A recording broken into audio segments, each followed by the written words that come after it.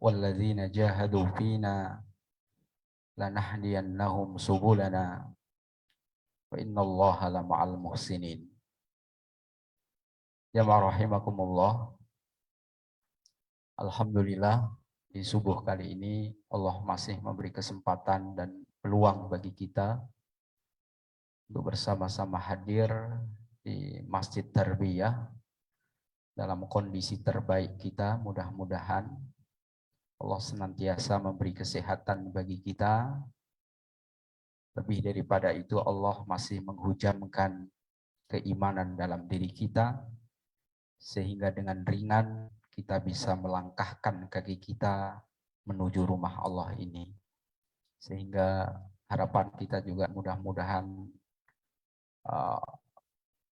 kita termasuk di antara hamba-hamba Allah yang senantiasa mempertahankan keimanan kita hingga akhir hayat kita.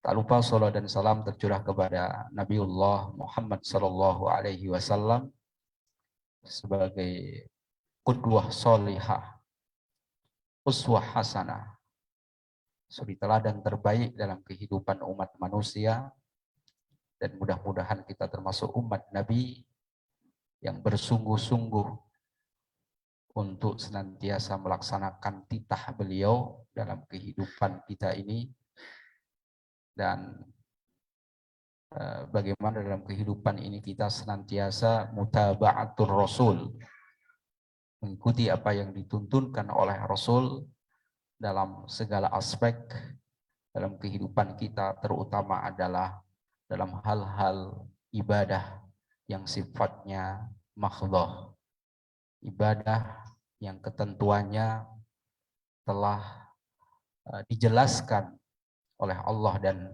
Rasul-Nya. Jamaah rahimakumullah, tema kita di pagi hari ini adalah tentang permasalahan-permasalahan seputar kurban. Ya. Tak lama lagi kita akan melaksanakan Idul Adha, ya, dan rangkaiannya di antaranya adalah udhiyah atau penyembelihan hewan kurban. Ya. Ini adalah satu ibadah yang kita laksanakan tahunan.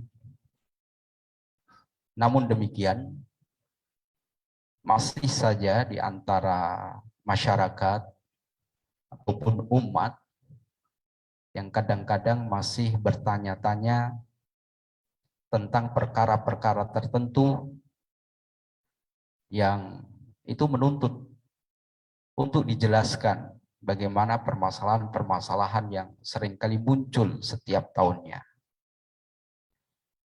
Nah, mudah-mudahan dengan beberapa penjelasan yang nanti akan kami sampaikan, ya, bisa menambah pemahaman kita tentang bagaimana kita bisa berkurban sesuai dengan tuntunan Rasulullah Sallallahu Alaihi Wasallam sebagaimana yang dipahami oleh persyarikatan.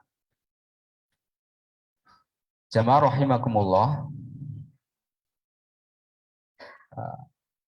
Pertama, mengingatkan kembali tentang makna kurban itu sebenarnya apa, gitu ya.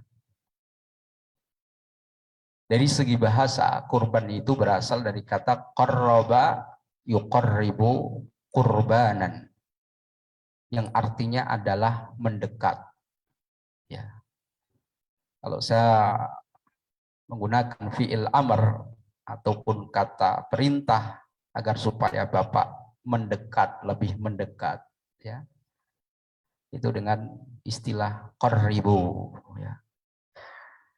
Qarraba yuqarribu qurbanan, ya. Fi'il amrnya adalah qarribu, mendekat, mendekat, mendekat itu. Ya.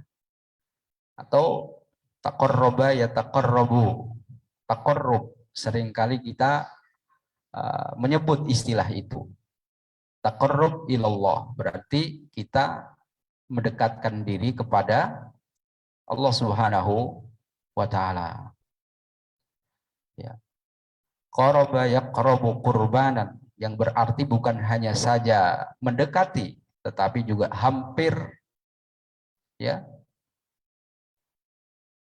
dekat atau mendekati. Itulah makna kurban secara bahasa. Dalam bahasa Arab, kata kurban seringkali disebut dengan istilah udhiyah. Ya. Udhiyah ini merupakan bentuk jamak dari dhohiyah, yang berarti binatang sembelihan. Ya.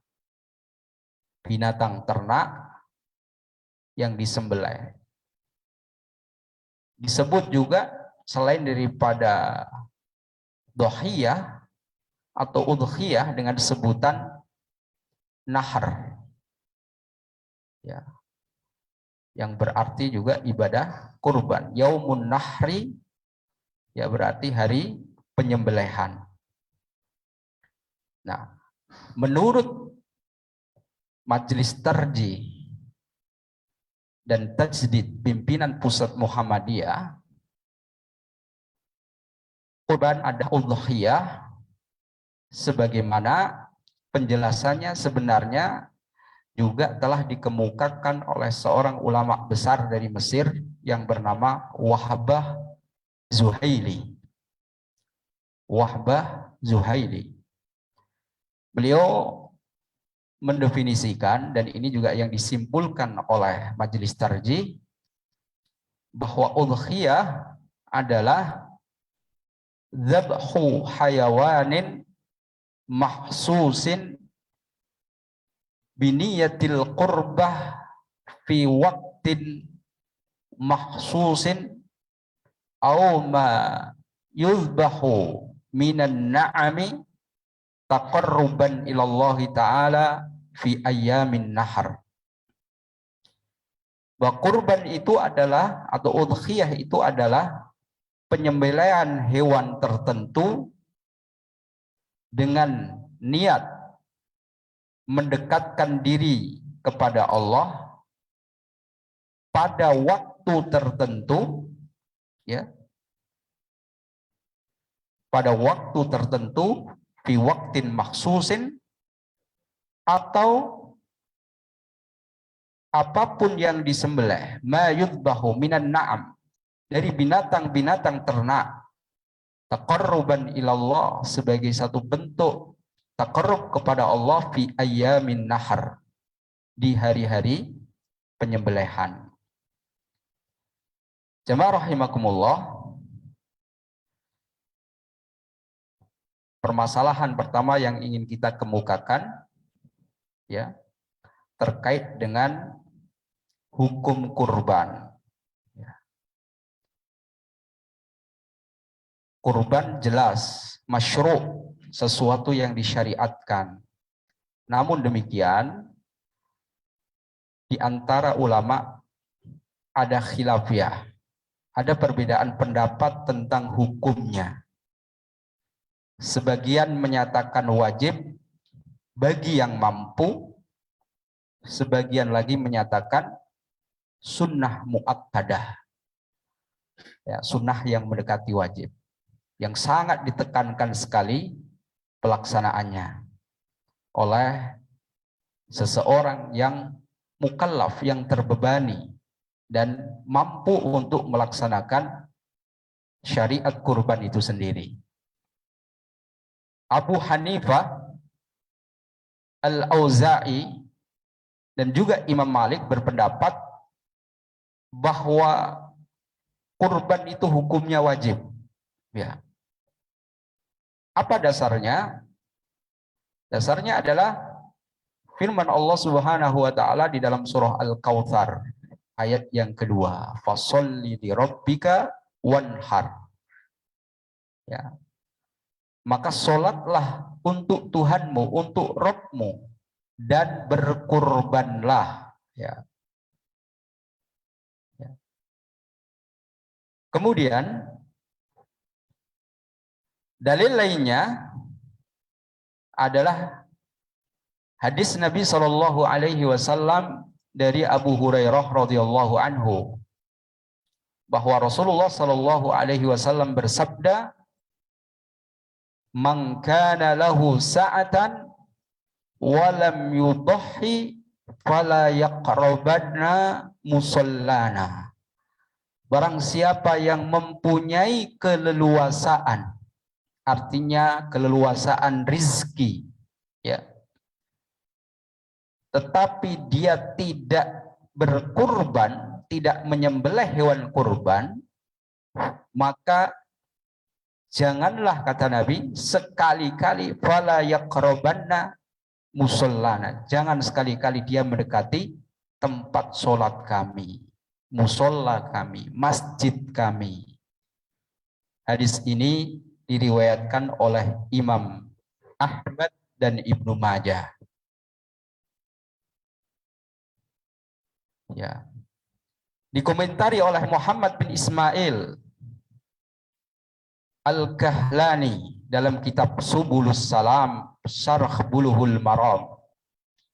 Jadi seringkali kita mendengar hanya kitab Bulughul Maram, Pak, ya. Nah, Bulughul Maram itu dijelaskan ataupun disyarah oleh Muhammad bin Ismail Al-Kahlani di dalam kitab Subulus Salam, yang menjelaskan bahwa hadis ini, ya, adalah hadis yang dijadikan sebagai dasar oleh sebagian ulama yang berpendapat bahwa kurban itu hukumnya wajib bagi orang yang mampu. Ya. Dan kemudian beliau menyatakan bahwa ulama telah berdalil dengan hadis ini untuk menentukan hukum wajib berkurban bagi yang mampu. Karena Rasulullah Shallallahu alaihi wasallam melarang untuk mendekati tempat sholatnya, menunjukkan bahwa dia yang tidak berkurban padahal ia mampu meninggalkan suatu kewajiban.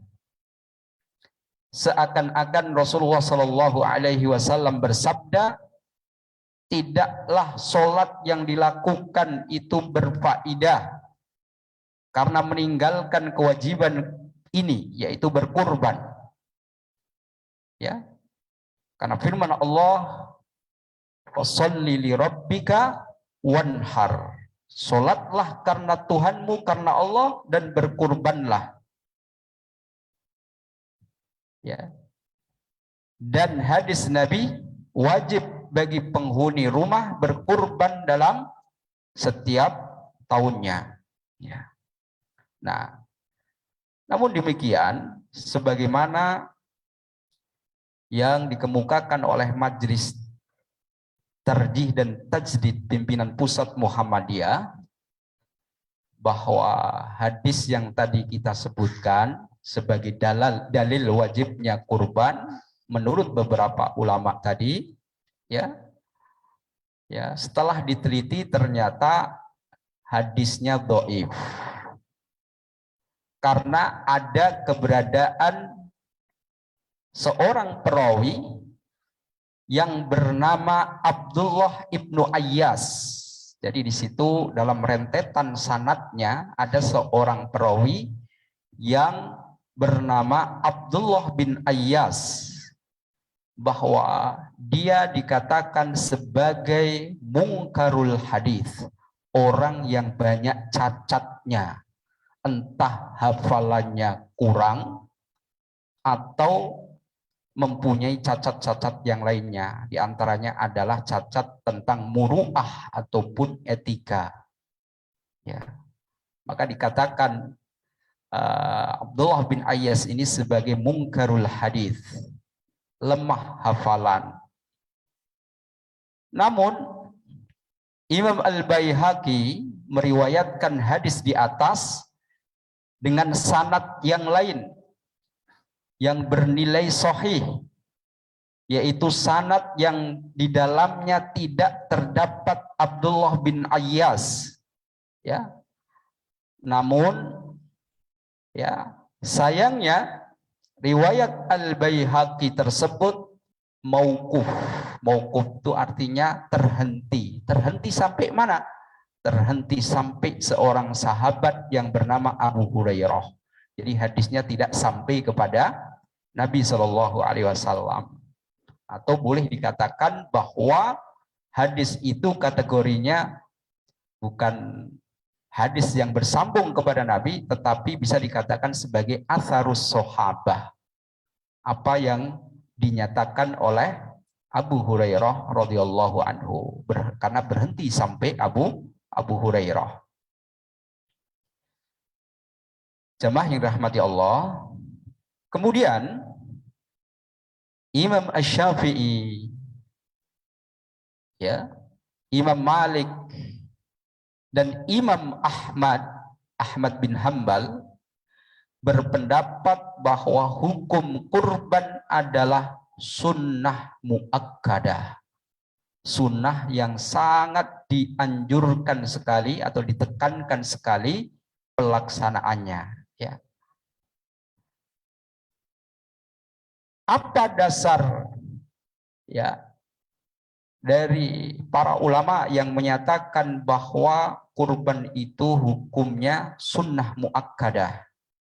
Dasarnya adalah hadis Nabi Shallallahu Alaihi Wasallam dari Ummu Salamah, ya, yang menyatakan, ya, anna Nabiya Shallallahu Alaihi Wasallam qala idza ra'aitum hilala dzil hijjah wa arada ahadukum ayyudhi fala ya'khudhanna min sya'rihi wala min adfarihi hatta yudhi.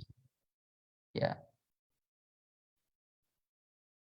Rasulullah Shallallahu Alaihi Wasallam bersabda, jika kalian telah menyaksikan hilal Dzul Hijjah, artinya ketika sudah masuk bulan Dzul Hijjah, masuknya tanggal 1 bulan Dzul Hijjah, dan seseorang di antara kalian hendak menyembelih ternak kurban, maka janganlah ia mengambil atau mencukur rambut dan memotong kukunya sedikit pun sehingga ia telah menyembelihnya. Ya. Hadis ini diriwayatkan oleh Imam Muslim, Abu Dawud, At-Tirmidzi serta Imam An-Nasa'i. Atau di dalam hadis yang senada masih dari Ummu Salamah. Karena hadis ini adalah hadis yang satu-satunya ya diriwayatkan oleh Ummu Salamah, ya, tapi ada redaksi lainnya yang menyatakan, ya, bahwa Rasulullah Shallallahu Alaihi Wasallam bersabda, "Man kana lahu dhibhu yadbahuhu fa idza ahilla hilal dzil hijjah fala ya'khudanna min sya'rihi wala min adfarihi syai'an hatta yudhi."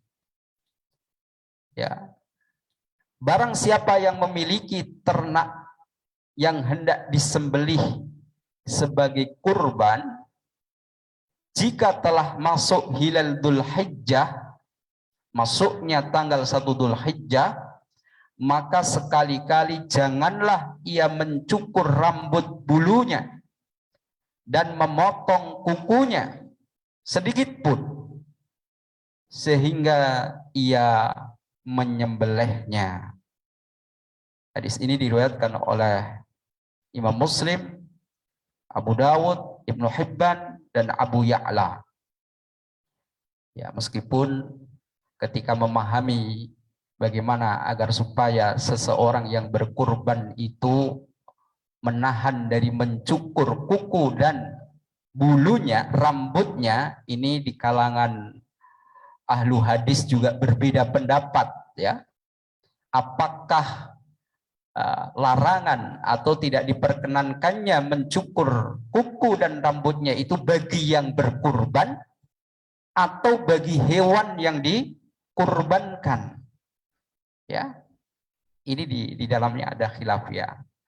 Bahkan di internal di persyarikatan sendiri itu ada perbedaan di sini ya. Kalau kita membaca tuntunan kurban itu memang yang dikeluarkan oleh pimpinan pusat itu lebih kepada menuju kepada orangnya. Jadi kalau kita berkurban Pak, mulai 1 Dzulhijjah itu tahan agar supaya kita tidak mencukur kuku kita dan rambut kita, kumis kita, kemudian apa lagi? Jenggot, rambut ketek, dan rambut yang lain-lainnya itu ya. Tahan, jangan dicukur dulu gitu ya. Tapi Ustadz Zainuddin yang beliau itu termasuk juga ahli hadis ya, Zainuddin MZ namanya, dari Sidoarjo, itu beliau lebih memahami bahwa itu ditujukan kepada hewan kurbannya, supaya hewan kurban itu jangan sampai ada yang kukunya itu dipotong atau bulu-bulunya kemudian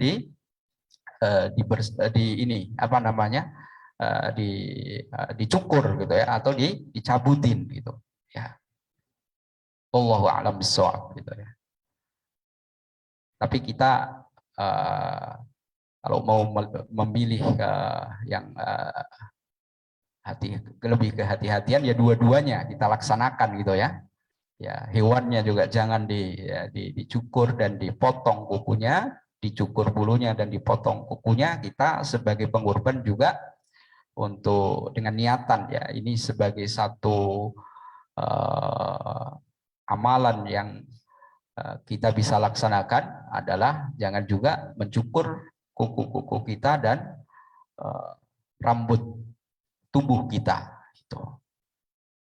Maka perhatikan kapan kita nanti akan masuk 1 Dzulhijjah ya, sebelumnya kalau bisa memang sudah kita bersihkan. 10 hari itu ada yang biasanya sudah cepat sekali tumbuhnya itu ya. Kalau kumis kita sudah memanjang gitu ya. Sampai nanti masuk di 10 Dzulhijjah kita berkurban baru boleh itu untuk dipotong ataupun dicukur. Jamaah yang dirahmati Allah Subhanahu wa taala. Kemudian kapan waktu penyembelihan hewan kurban? Ini yang kedua ya. Ini juga kadang-kadang menyisakan berbagai pertanyaan ya dari jamaah. Sesungguhnya kapan waktu penyembelihan hewan kurban sebagaimana yang dituntukkan oleh Nabi Shallallahu Alaihi Wasallam itu? Waktu yang ditetapkan untuk pelaksanaan penyembelihan hewan kurban adalah sejak selesai sholat Idul Adha tanggal 10 Dzulhijjah sampai terbenam matahari pada tanggal 13 Dzulhijjah.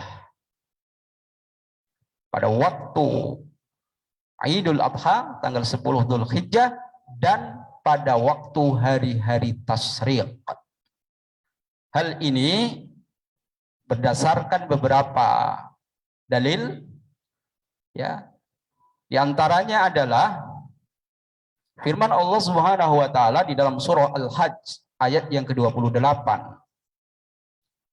Liyashhadu manafi'a lahum wa yadhkuru ismallah fi ayyamin ma'lumat ala ma razaqahum min bahimatil an'am faqulu minha wa at'imul ba'isal faqir, supaya mereka mempersaksikan berbagai manfaat bagi mereka dan supaya mereka menyebut nama Allah pada hari yang telah ditentukan atas rizki yang telah Allah berikan kepadanya berupa ternak. maka makanlah sebagian dari hewan kurban dan berilah makan olehmu orang-orang yang sengsara lagi fakir. Ya.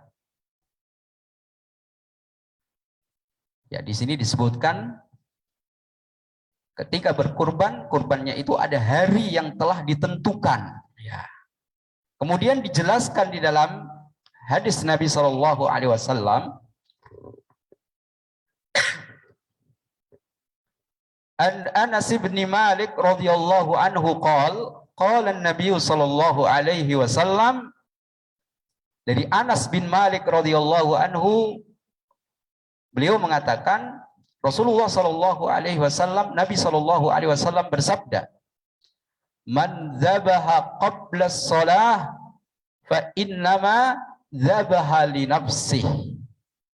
Barang siapa yang menyembelih sebelum sholat Idul Adha, maka sesungguhnya dia menyembelih untuk dirinya sendiri. Wa man dzabaha ba'da shalah faqad tamma nusukahu. Dan barang siapa yang menyembelih setelah sholat, maka sungguh dia telah melaksanakan manasiknya atau menyempurnakan manasiknya, melaksanakan kurban sebagaimana yang diinginkan oleh Rasulullah Sallallahu Alaihi Wasallam. Wa asaba sunnatal muslimin, dan dia telah melakukan sunnah kaum muslimin. Jadi jangan sampai, kan katanya tanggal 10 Dzulhijjah, sementara pergantian dari tanggal 9 ke 10 Dzulhijjah itu kan ketika matahari terbenam, ya Pak ya, entah tanggal 29 atau 30 Dzulqa'dah menuju ke tanggal 1 Dzulhijjah, sore harinya langsung sudah, kalau gitu malam-malam kita sembelih saja. Nah, itu tidak dibenarkan menurut syariat. Jadi harus setelah sholat, gitu ya Pak ya, setelah sholat. An Jundub annahu syahidan Nabi sallallahu alaihi syahidan Nabi sallallahu alaihi wasallam yauman nahri shalla thumma khataba faqala man dhabaha qabla an yusalli falyadhbah makanaha ukhra wa man lam yadhbah falyadhbah bismillah. Dari Jundub, dia menyaksikan Nabi Shallallahu Alaihi Wasallam, lalu beliau berkhutbah dan bersabda, barang siapa yang menyembelih sebelum sholat Id, hendaklah ia mengulanginya, dan yang belum menyembelih, hendaklah ia menyembelih dengan menyebut Bismillah. Ya, di sini diriwayatkan oleh Imam Bukhari dan juga oleh Imam Muslim. Jadi kalau ada yang coba-coba berani nyembelih dengan niatan kurban sebelum sholat Id, ya, nyembelih lagi dia setelah sholat Id 2 kali, itu ya. Yang pertama hukumnya bukan kurban tetapi sebagai ya sedekah gitu ya. Ya, kalau setelah sholat hitungannya niatan adalah kurban, maka asoba dia sebagaimana tamman nusukahu, ya, sempurna manasik daripada kurbannya itu sesuai dengan yang dikehendaki oleh Rasulullah Sallallahu Alaihi Wasallam. Kemudian ayyamut tasyriq kulluha dzabhun. Hari-hari tasyrik semuanya adalah waktu penyembelihan. Hingga tadi jelas ya, disampaikan bahwa batasnya adalah sampai tanggal 13 Dzulhijjah, hari yang ketiga setelah tanggal 10 Dzulhijjah, sebelum matahari terbenam. Ya. Hadis yang baru kita sampaikan ini adalah hadis yang diriwayatkan oleh Imam Al-Baihaqi. Sekedar informasi bagi kita, maklumat pimpinan pusat Muhammadiyah, ya. Nomor 1 di tahun 2022 itu ya, menetapkan selain daripada hisab Ramadan, Syawal, juga 1 Dzulhijjah, ya, kapan 1 Dzulhijjah yang secara otomatis juga diketahui nantinya kapan datangnya waktu 9 Dzulhijjah sebagai hari Arafah dan kapan tanggal 10 Dzulhijjahnya, ya. 1 Dzulhijjah tahun 1443 jatuh pada hari Kamis, ya, Kamis Pahing, ya. Itu bertepatan dengan tanggal 30 Juni 2022, ya. Sedangkan itu artinya berapa hari lagi kita, Pak? Ya, kurang lebih sekarang tanggal berapa ini? 19, kurang lebih 11 hari lagi ya, masuk 1 Dzulhijjah. Ya. Kemudian hari Arafahnya 9 Dzulhijjahnya jatuh pada hari Jumat, Jumat Kliwon, tanggal 8 Juli 2022 miladiah. Ya, di tanggal 9 inilah kita disunnahkan untuk melaksanakan puasa Arafah, ya. Sehingga bisa kita ketahui bahwa Idul Adha 10 Dzulhijjahnya itu jatuh pada hari Sabtu Legi, ya, Sabtu manis. Legi kan manis, ya, Pak. Nah, Sabtu manis 9 Juli 2022. Sehingga kalau kita jarak sekarang sampai ke 10 Dzulhijjah itu kira-kira masih ada waktu 20 harian lagi lah, ya. Masih ada 20 hari lagi. Juli, ya. Ya. 9 Juli.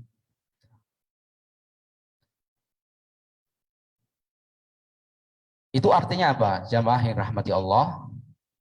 Sabtu 9 Juli setelah sholat Idul Adha baru dilaksanakan penyembelihan hewan kurban, dan 3 hari setelahnya hari Ahad tanggal 10 Juli, kemudian hari Seninnya tanggal 11 Juli, dan hari Selasanya tanggal 12 Juli sebelum matahari terbenam tahun 2022.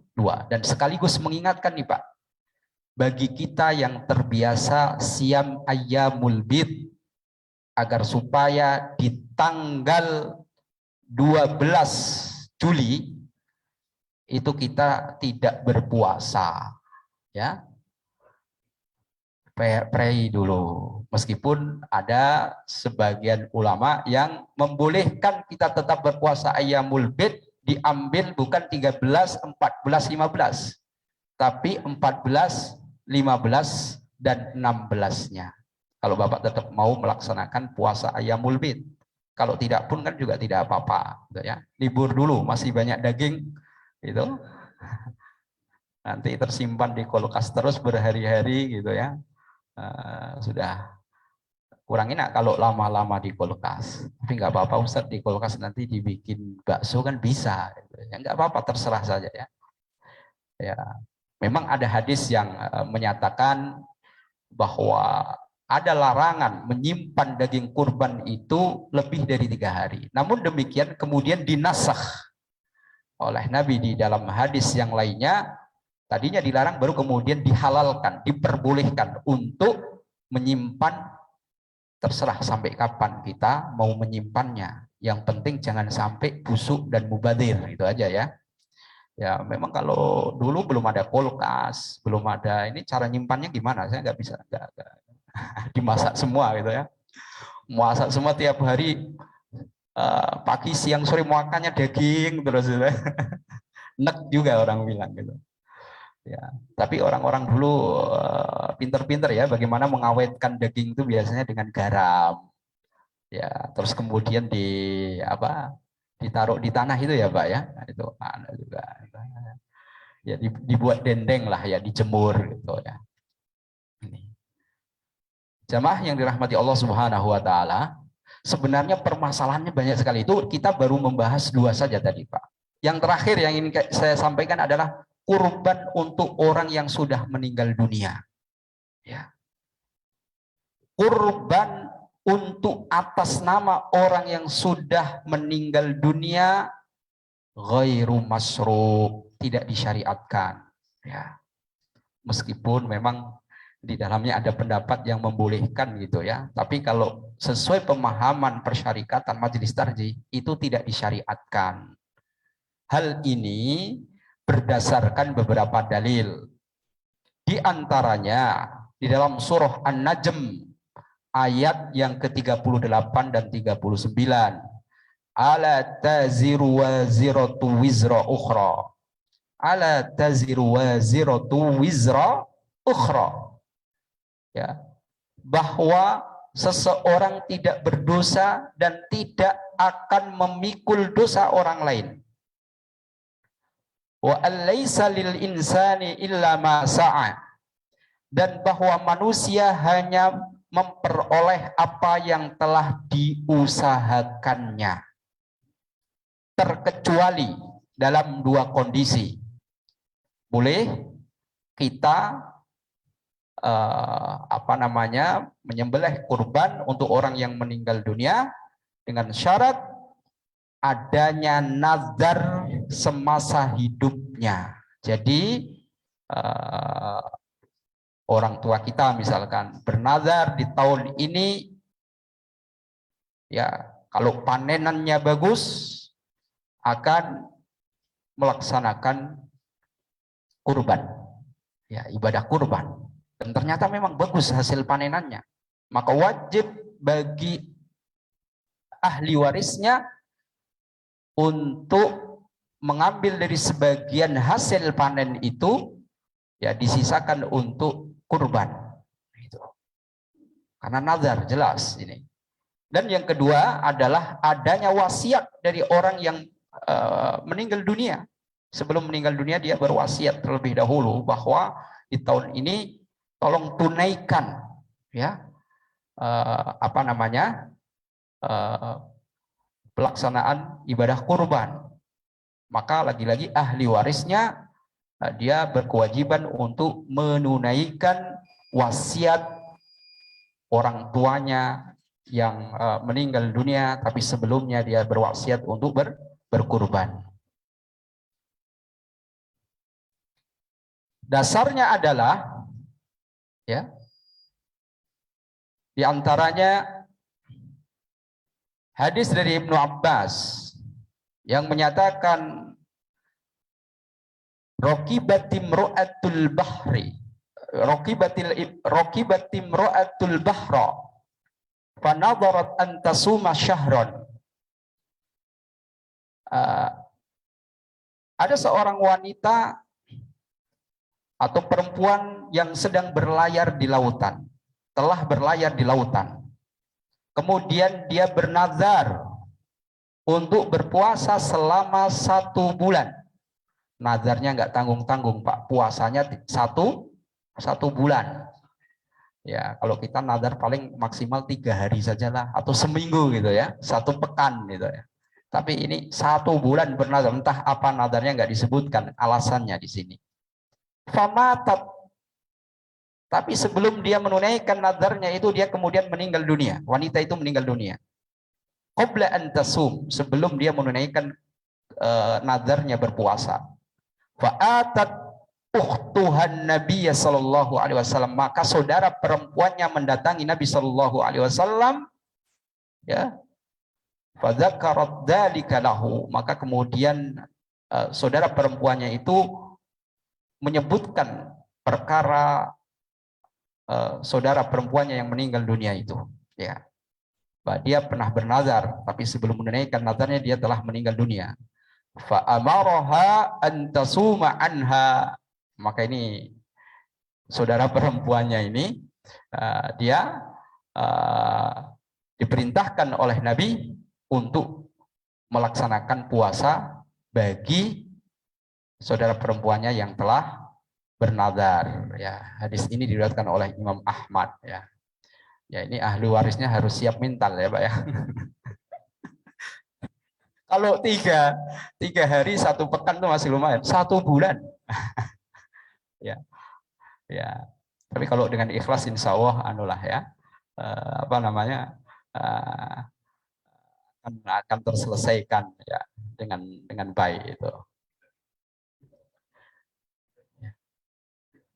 Kemudian hadis yang lainnya, ya, dari Ibnu Abbas, masih dari Ibnu Abbas. Ya, saya bacakan artinya saja, Pak ya. Sesungguhnya Sa'ad bin Ubadah telah meminta fatwa kepada Rasulullah Shallallahu Alaihi Wasallam. Nazar ibunya yang telah meninggal dan belum sempat ditunaikan. Maka Rasulullah Shallallahu Alaihi Wasallam menjawab, beliau memberi fatwa, tunaikan nazar itu untuk ibumu. Nah, jadi menunaikan nazar adalah satu kewajiban yang harus ditunaikan. Ya. Di sini diriwayatkan oleh Imam Ibnu Majah. Bernazar di sini adalah nazar yang sifatnya kebaikan yang dalam hal-hal yang ma'ruf, bukan untuk bermaksiat kepada Allah Subhanahu wa taala. Kalau nazarnya adalah nazar untuk melakukan keburukan, untuk bermaksiat kepada Allah, maka dilarang kita untuk melaksanakannya. Nazar misalkan apa Pak? Nanti kalau aku panenannya bagus mau beli golok untuk bunuh itu tetangga itu yang macam-macam, misalkan gitu ya. Nah, nazar itu nggak boleh ditunaikan itu kan janji dia ya, ingin melakukan keburukan, nggak boleh. Ya, misalkan itu contoh kasarannya seperti itu, atau nazar-nazar keburukan yang lainnya. Nanti aku kalau dapat uang banyak dari hasil penjualan bisnis apalah itu ya, nah, nanti saya akan ke tempat maksiat di sini gitu. Misalkan gitu ya. Nah, dia sudah niatan seperti itu. Nazar itu nggak boleh ditunaikan ya. Untuk dirinya dan untuk ahli warisnya, haram bahkan ya. Ya. Maka disebutkan di dalam hadis Nabi Shallallahu alaihi wasallam, man nazara ayyuti Allah ya fal yuti'hu.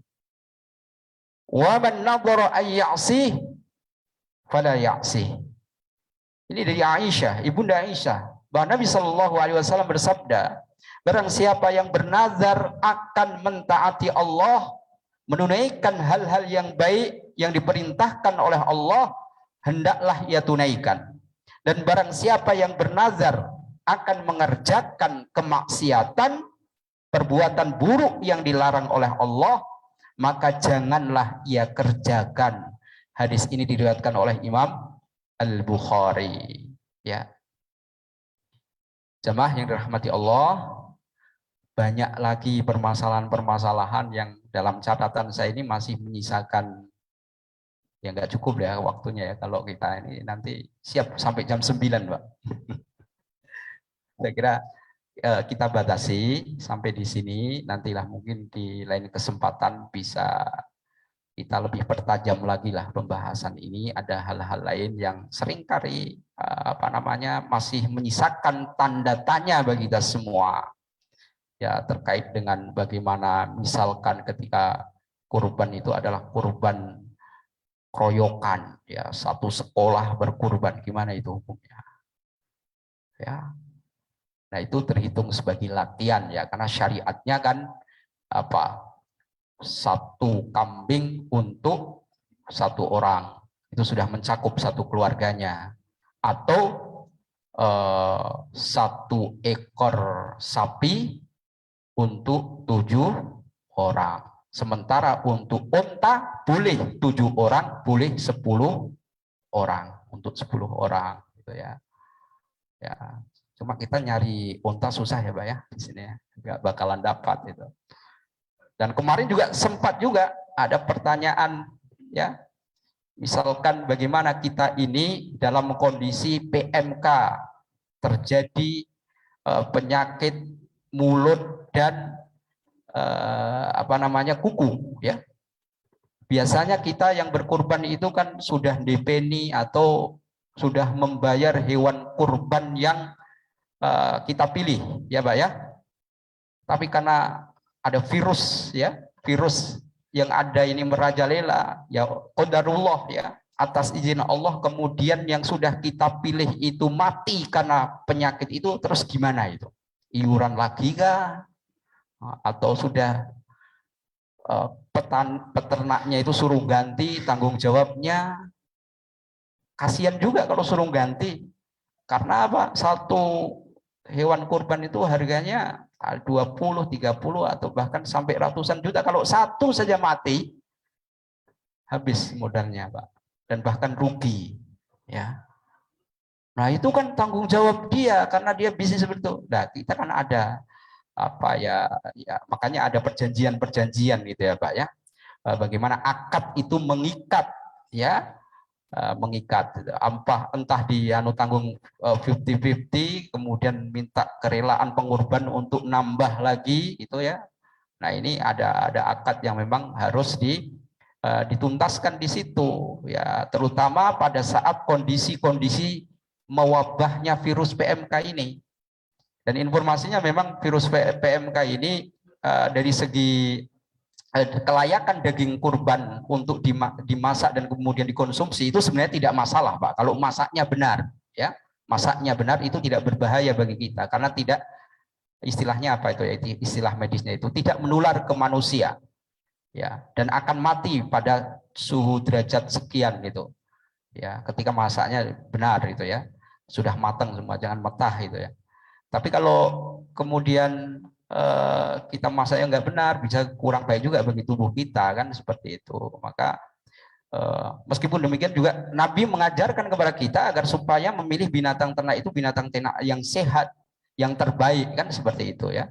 Ya, ini mudah-mudahan nanti teman-teman yang memilih hewan kurban lebih berhati-hati lagi di saat seperti ini, dan bisa dipastikan bahwa harga saat ini melonjak tinggi karena Pemkot Balikpapan kan tidak membolehkan apa, impor ya dari luar. Biasanya hari-hari gini di pinggir jalan di Kampung Timur itu udah banyak itu Pak berjajar, Pak. Tapi kita lihat sekarang itu sudah nggak ada itu. Ya, ada beberapa lah itu ya. Ya, belum lagi nanti masalah tentang kulit. Nah, ini setiap tahun kulit ini menjadi masalah itu ya. Gimana menjualnya? Kalau dijual untuk kepentingan pribadi bagi pengurban itu memang tidak diperbolehkan. Tapi kalau dijual terus kemudian dikembalikan lagi, misalkan ke panitia untuk kemaslahatan yang lainnya, sebagian ijtihad ulama membolehkan hal yang seperti itu. Wallahu a'lam bishawab. Belum lagi permasalahan lainnya, gimana kalau kemudian panitia makan-makan dari hewan kurban, daging hewan kurban itu? Boleh, nggak apa-apa. Karena perintahnya adalah di dalam hadis Nabi bahkan kulu watasodaku wadakhiru. Ada hadis yang mengatakan makan sebagian, kemudian sedekahkan, kemudian simpan sebagian.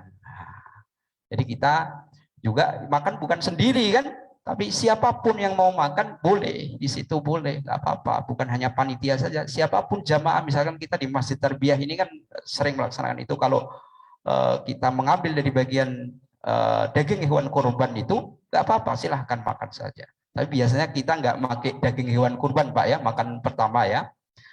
Biasanya kita support itu ya dari masjid untuk apa namanya, konsumsinya makannya itu ya ikan teri itu jauh lebih nikmat pada saat itu, dan tahu tempe itu ya. Ya, ya demikian yang bisa kami sampaikan. Mudah-mudahan yang dalam waktu yang terbatas ini kita bisa lebih ya memahami ya terkait dengan fikih kurban, permasalahan-permasalahan yang sering muncul, yang sebenarnya masih banyak lagi yang kita ingin sampaikan. Mohon maaf apabila ada hal-hal yang kurang berkenan. Alhamdulillahirabbil alamin. Nasrun minallah fathun qarib. Assalamualaikum warahmatullahi wabarakatuh.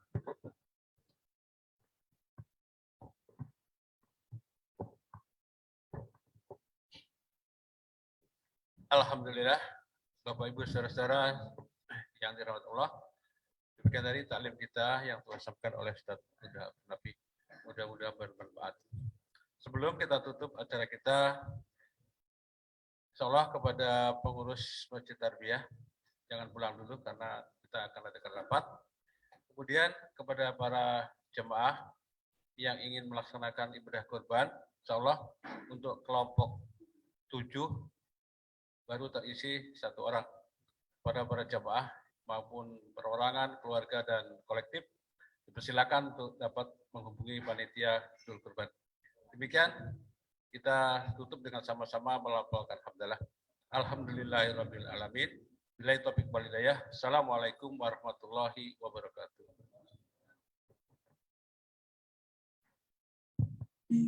Oh.